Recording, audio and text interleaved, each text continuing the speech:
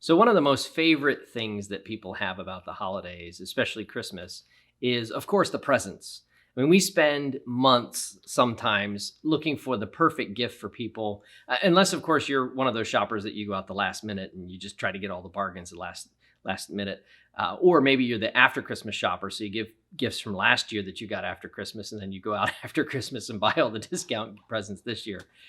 Whatever your method is, that is one of the most favorite things that we have is the ability to give and receive gifts and to celebrate each other that way. But where does that come from? I think in Christian tradition, we often just assume that because God gave his only son to be sacrificed on our behalf, that's where the gift giving comes from. And that may be true, and it probably largely is true, but there's also another aspect of the story, if you will, Jesus' story, that may give us some insight into where the practice began before that. 2 years after Jesus was born, 3 wise men from the east came and met Mary and Joseph and Jesus, and they brought gold, frankincense, and myrrh. Now that's in Scripture. It's in Matthew chapter 2, and you have the whole story there. They journey from the east, likely from Persia, and they come all the way across following a star. And in following that star, they get to Bethlehem. And while they're there, they run into Herod first, King Herod, who doesn't want anybody else to replace him, and so he wants to kill whoever this king might be that they're supposedly coming to see. And so he says, yeah, go find him and then tell me later where he is so that I may worship him too. And interestingly enough, they find Jesus, they give him the gifts, and then they're warned in a dream to go back a different way. Mary and Joseph are then warned to leave the area.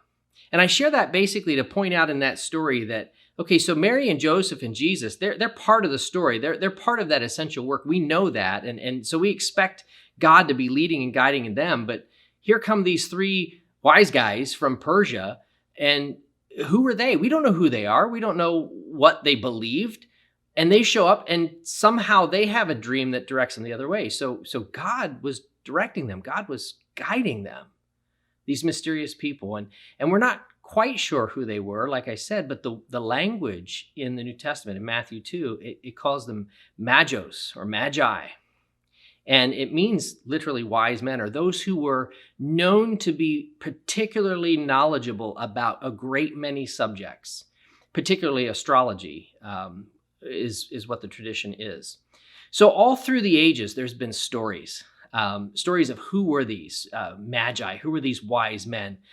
They've even been called kings. We 3 Kings is the song that goes along with it. And that's the song that this devotional is really centered around.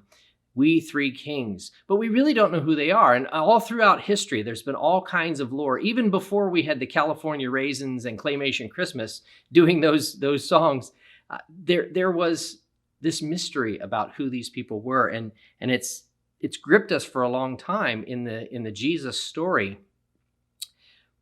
But then we see the gifts that they bring. And so the telling of the gold, maybe about Jesus' kingship, and the frankincense and the myrrh, the life and the death and the resurrection of Jesus, the assumption that those gifts are there. We even have assumptions now with our desire for natural health and all that maybe the gold wasn't actually gold, monetary gold, but maybe was turmeric, frankincense, and myrrh, which would make sense because it's a new family and they might have medical needs, whatever, I don't know. But there's just all of this mystery around these couple of sentences that explain these wise guys coming from Persia. Well, that kind of allure, that kind of mystery, that kind of legend that had grown up around it was really inspiring to a young man named John Henry Hopkins Jr., who he went through seminary, he was an ordained minister, and after seminary, he never really took on the clergy. He never really went into the clergy. He became a reporter. But he just had this love of the whimsical and the fun and the childlike things. And so legends and mysteries were really fun for him. And it was coming up on the season of Epiphany. And now many of us today, we don't have any context for what Epiphany is. We might hear the word Epiphany. I had an epiphany. And we take that as like, ooh, I had a thought or had an idea.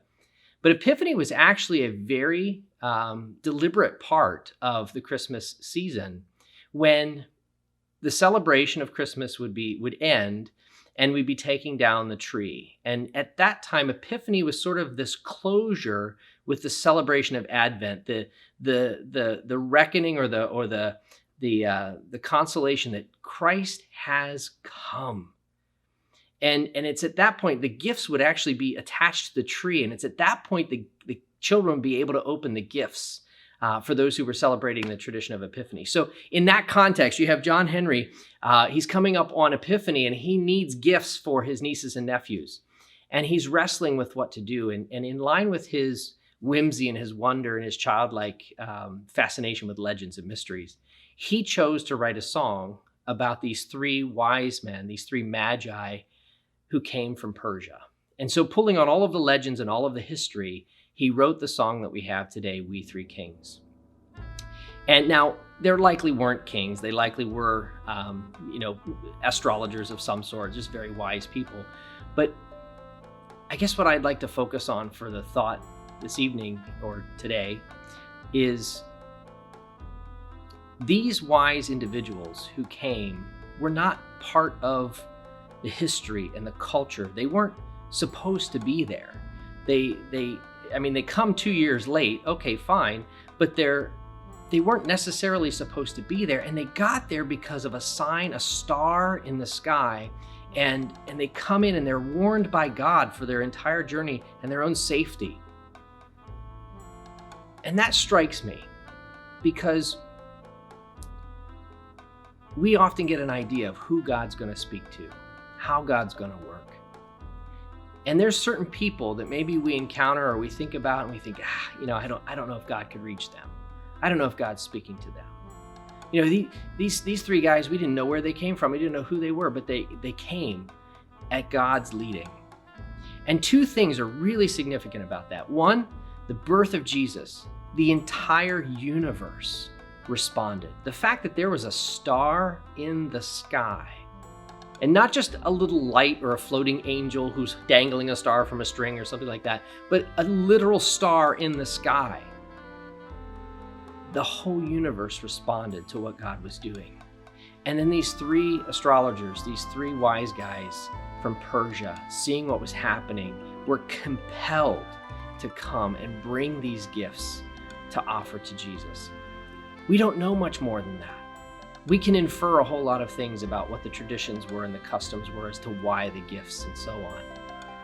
But I'd just like us to reflect on the idea for a moment that as we go through the holidays, as we come to the end of the holidays, we may not celebrate a moment of epiphany where we're coming to closure with the idea that Jesus is here. We may not celebrate that as an actual tradition, but I'd like us to carry it as a thought. And whenever you hear the song of We Three Kings, let that be a reminder to you that there are people that God is speaking to who may not yet know who He is. God is desiring to lead, guide, and direct their lives because He does love and care for all of us. He has a purpose and plan for all of us. And when they encounter God, they're going to respond in much the same way that these magi did. They're going to respond with a generosity. They're going to respond with whatever it is that God has called them to. They're going to do it because they know it's God speaking to them. And we're the ones who've been entrusted with the message. If we are a follower of Jesus, we're the ones who've been entrusted to reach out and have an availability and a willingness to have that dialogue. So I encourage you, take the blinders off, take the expectations away of who you think should be a part of the story, who you think should be a part of your celebrations, and who you think should be a part of your world. That as we come to the end of the Christmas season and celebrate the idea of Epiphany, even if we don't celebrate the moment, be able to say, okay, Lord, who are those people? Who are the ones that I'm not expecting to be a part of the story, a part of my story, a part of your story? And how do I begin to build relationship with them? How do I begin to see what you're doing? And maybe not in a way that I'm trying to necessarily evangelize them, maybe, but maybe not. Maybe I'm just supposed to notice so that I can help facilitate what God is already doing with them. So just be willing to see, be willing to expect the unexpected and the things that God may be doing well beyond what we could see, well beyond what we could ask or imagine.